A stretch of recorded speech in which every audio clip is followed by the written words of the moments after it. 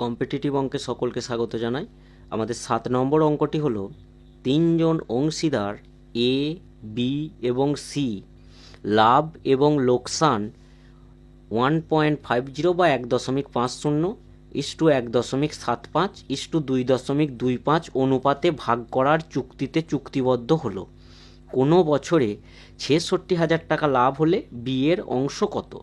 এখানে এ, B, C এরা এই তিনটে অনুপাতে 1.50, 1.75, 2.25 অনুপাতে ভাগ করবে।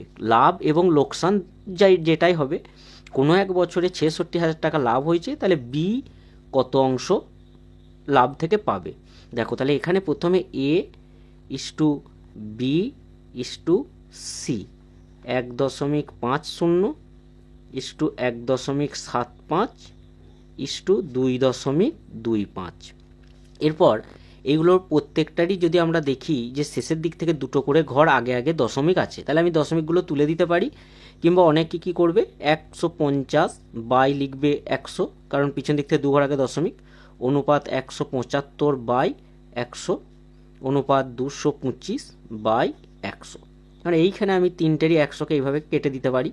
এরপর আমি যদি 25 দিয়ে প্রত্যেকটাকে দেখবো যে ভাগ করা যাবে। 25 দিয়ে 150 টাকা ভাগ করলে হবে 25 6 150, 25 দিয়ে 175 কাটলে হবে 7, 25 7 175, আর 225, 25 8 হয় 200, 25 9 হবে 225। তাহলে আমি যদি বি এর ঘরটা দেখি, বি এর ঘরে আছে 7, এর ঘরে 6, সি এর ঘরে 9। তাহলে বি এর মোট লাভ, তাহলে বি এর লাভ সমান কি করে করব, বি এর ঘরে যেটা আছে সেটা হবে ওপরে, আর সবগুলোর যোগফলটা হবে নিচেই।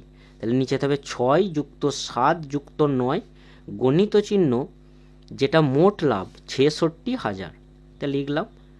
এবার 7 বাই আমি এই সব কটার যদি যোগ করি কত হবে, 7 আর 9 16, 16-র সঙ্গে 6 যোগ করলে 22 গণিত চিহ্ন 66,000 লিখলাম।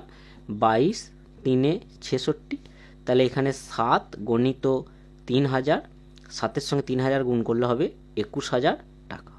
অতএব বি এর যে লাভ সেটা হবে 21,000 টাকা, অপশন সি।